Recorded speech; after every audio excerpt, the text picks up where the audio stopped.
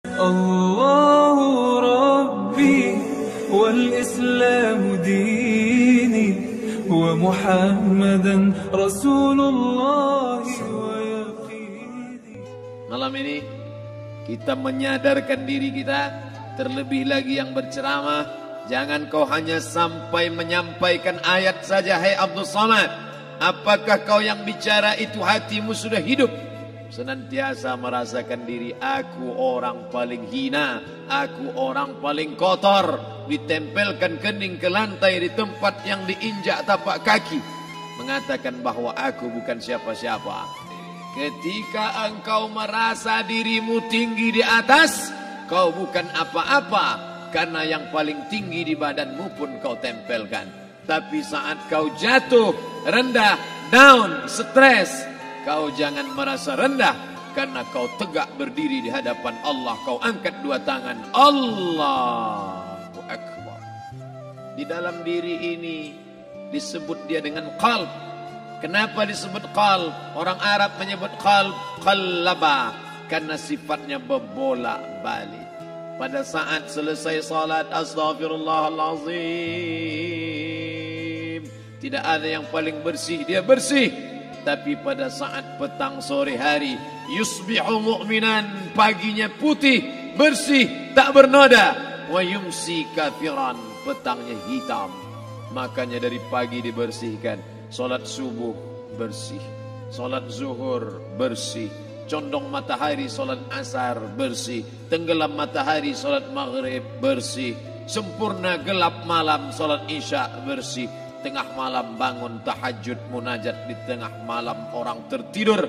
Wa tusalli bil laili wan nasu niyam, engkau tegak di waktu malam, di saat orang semua sedang tenggelam dalam lelap tidur panjang, tapi engkau menangis meratap mengenang dosa begitu banyak. Sab'atun yuzilluhumullah, di antara 7 yang mendapatkan naungan Allah. Yauma la zilla illa zilluh, hari itu tak ada naungan kecuali naungan Allah. Di antara yang mendapatkan naungan itu adalah rajulun zakarallah, orang yang berzikir, munajat, muhasabah diri di tengah malam, sunyi, sepi, fafadat ainahu, menetes air matanya.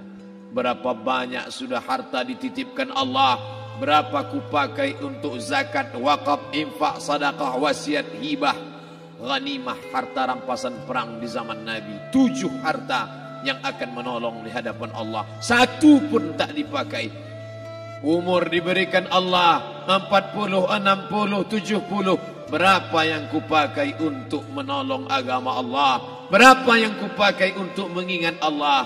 Mata, tangan, telinga, kaki akan diminta tanggung jawab di hadapan Allah. Al-yawma nakhtimu ala afwahihim, mulut terkunci. Wa tukallimuna aydihim, tangan akan bicara. Wa tashhadu arjuluhum, kaki akan bersaksi di hadapan Allah. Siapa yang bisa menolong waktu itu?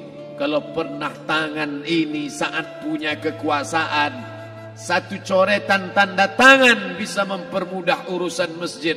Sebutir kekuasaan yang dititipkan Allah bisa dipakai menolong agama Allah. Itulah yang akan menolong di hadapan Allah. Apa yang disampaikan malam ini, semua biaya pengurusan masjid nol. Itulah sesungguhnya yang akan menolong di hadapan Allah.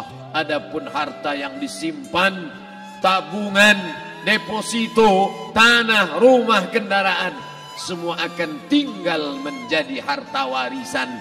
Lalu yang kita bawa mati apa? Dulu dibangga-banggakan, dihormati, dimuliakan. Yang kami muliakan Al-Mukarram, Al-Ustad.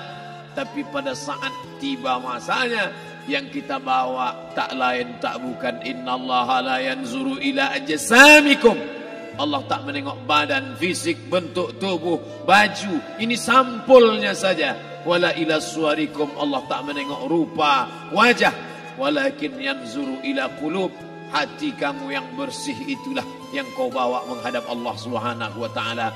Yauma la yanfa'u malun, harta tak berguna, wala banun, anak tak bisa menolong, harta tak berguna, anak tak mampu menolong, illa man atallah, kecuali orang yang datang menghadap Allah biqalbin salim, dengan hati yang bersih, hati yang tulus, hati yang memercikkan cahaya iman, hati yang bersih dari hasad, busuk hati, sum'ah, riya, takabbur. Itulah yang menolong di hadapan Allah Subhanahu wa taala. Tulang, kulu, kulit, darah, lemak, sumsum akan menjadi santapan cacing tanah. Begitu besok pagi pintu kamar tak bisa diketuk, istri bolak-balik membangunkan tak terjaga, dipegang pipi sudah sejuk macam es batu, tanda jantung tak lagi berdetak, maka darah mulai berubah menjadi nanah, busuk. 1, 2, 3 hari kalau tidak disuntik formalin, jasad paling busuk jasad manusia, karena semua dia makan herbivora, tanaman saja.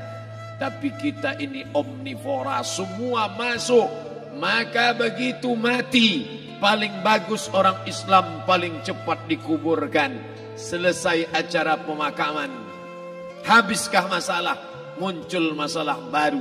Disitulah kita baru sadar. Apa kata Imam Ali radhiyallahu an? An-nasu niyam. Semua manusia waktu hidup itu tidur. Bapak tidur, ibu tidur, saya tidur. Semua orang waktu hidup itu tidur. Falamma matu, ketika dia mati, disitulah dia baru terjaga dari tidur panjang. Saat Israel mencabut nyawa, ditarikkannya adalah satu centapan yang kuat. Disitulah kita baru terjaga dari tidur panjang. Betapa aku meninggalkan salat, betapa aku tak berzakat, betapa dulu kekuasaan. Aku lulus umur 30, pensiun 58, 28 tahun apapun tak pernah kubuat untuk agama. Sibuk membesarkan anak, sibuk mengurus warisan. Anak pun tak ingat dengan kita, karena kita lupa menanamkan pendidikan agama di dalam otak kepalanya. Andai dulu pernah dia dibawa ke masjid, andai dulu pernah dia dibawa umrah, andai dulu dia dimasukkan SD IT, SMP IT, SMA IT, Islamic Boarding School, dibawa ke masjid, takkan dia lupa mendoakan selesai sholat, Rabbighfirli wali walidayya warhamhuma kama rabbayani saghira. Harta yang banyak tak sempat menolong agama Allah. Anak tunggal semata wayang tak sempat dididik agama. Istri meninggalkan dalam keadaan stres susah hatinya, karena dia tak diajarkan sabar menerima ridha ketetapan takdir Allah. Dan paling celaka, tak pernah anggota tubuh ini dipakai untuk berzikir, muhasabah, mengingat Allah. Tak pernah mata dipakai menengok Quran, kitab suci Allah. Tak pernah dipakai hati merenung sejenak, apa yang akan kubawa mati menghadap Allah Subhanahu wa taala. Malam ini saya tak minta diajak ceramah tentang hukum zakat, hukum puasa.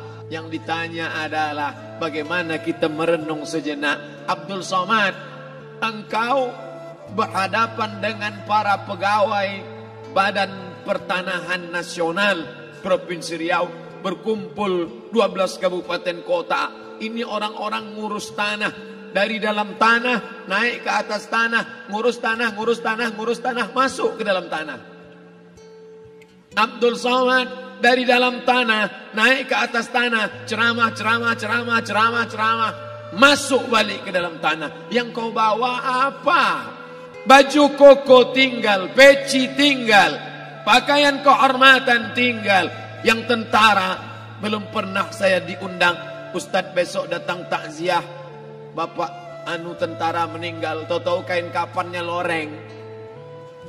Tak ada. Yang kau bawa kain tidak berjahit, disobek, kerak. Itu yang akan menyampul kulitmu, yang selama ini kau dimandikan, dibersihkan oleh ibumu dulu 60 tahun yang lalu. Sampai masanya kau lupa kapan kau dimandikan dulu. Sekarang ruh melihat, disebut dia ruh karena dia raha ya ruhu ruh, seperti aroma semerbak yang datang pergi hinggap. Ruh sampai masanya dia datang masuk ke dalam jasad. Ruh sampai masanya dia pergi meninggalkan jasad. Malam ini dimuliakan Al-Mukarram Haji Abdul Somad LCMA. Kenapa Abdul Somad ini dimuliakan? Karena ruh hinggap sejenak sebentar sampai masanya besok pagi dia ruh keluar dari dalam tubuh ini.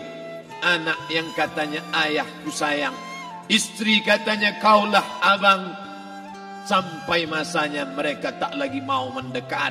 Rumah itu saya yang buat, saya yang mengukurnya, tapi begitu ruh sudah keluar dari badan, tidak satu pun semeter, sesenti, sejengkal, sehasta ada tempat di rumah itu untuk jenazah bernama jenazah Abdul Somad. Dulu orang bertanya, rumah Ustadz Somad di mana? Hari ini orang tidak lagi bertanya, tak lagi menyebut nama. Orang sudah mengatakan kuburnya mana. Dulu kalau dia masuk masjid, didatangi orang, disalami orang. Mahasiswa, anak-anak, remaja mencium tangannya sebagai tanda hormat. Tapi begitu diletakkan keranda, kita akan sholat jenazah nanti selepas sholat zuhur. Apa kata orang? Letakkan di tepi sana. Letakkan di tepi sana. Tak satu pun mau mendekat. Letakkan dia di sana. Bahkan sebagian mengatakan jangan dalam masjid. Letakkan dia di luar. Dia tidak disebut engkau yang mulia. Tidak digunakan kata ganti orang langsung. Letakkan dia di sana. Bahkan sebagian tak lagi, padahal tempat paling mulia sebelah kanan. Orang tak lagi mau di kanan. Mulai dia menjauh ke kiri. Kenapa kau ke sana? Takut aku mimpi hantu nanti malam. Mana kawan, sahabat, andai tolan, anak menantu, teman sekantor, semuanya pergi meninggalkan. Yang tetap dibawa, kalau pernah kaki melangkah sholat berjamaah di masjid, kalau pernah tangan mengusap kepala anak yatim, kalau pernah tangan mengucap subhanallah.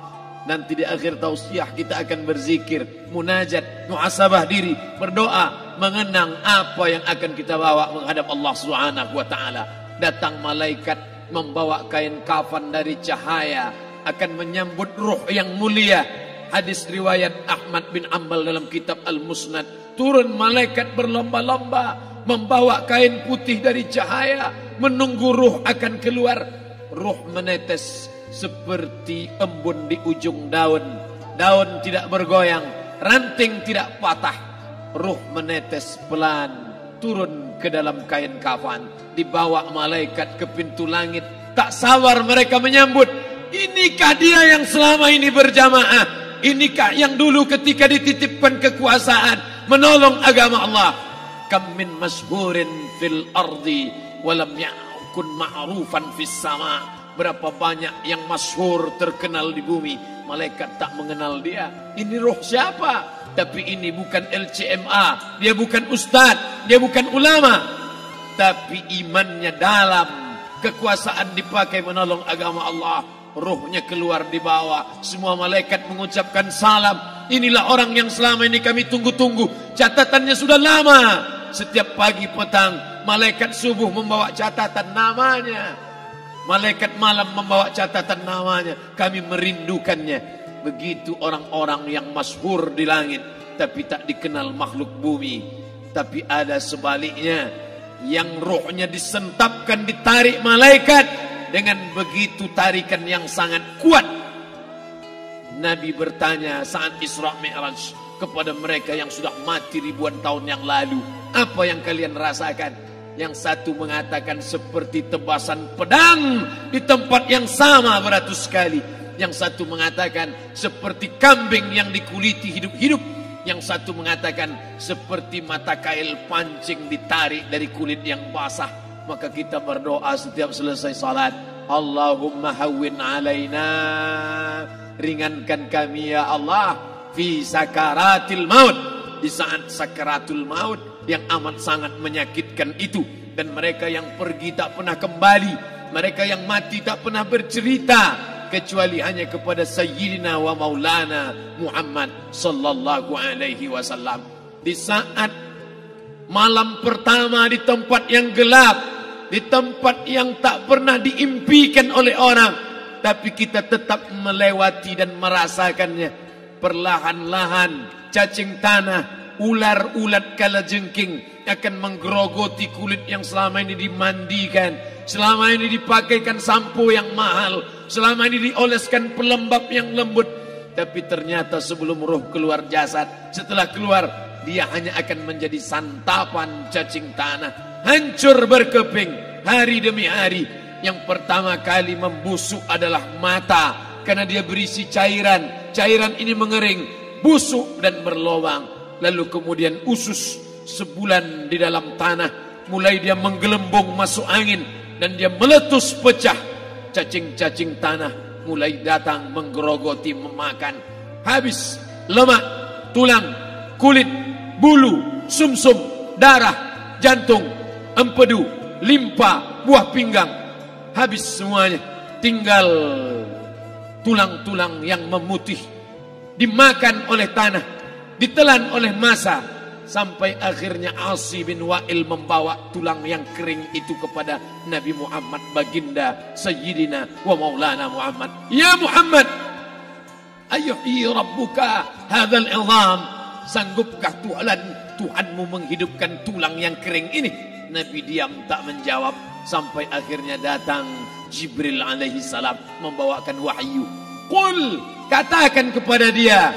Ayat ini dibaca malam Jumat. Bapak Ibu semua hafal, kita baca. Qul yuhyiha allazi ansha'aha awwala marrah wa huwa bikulli khalqin alim.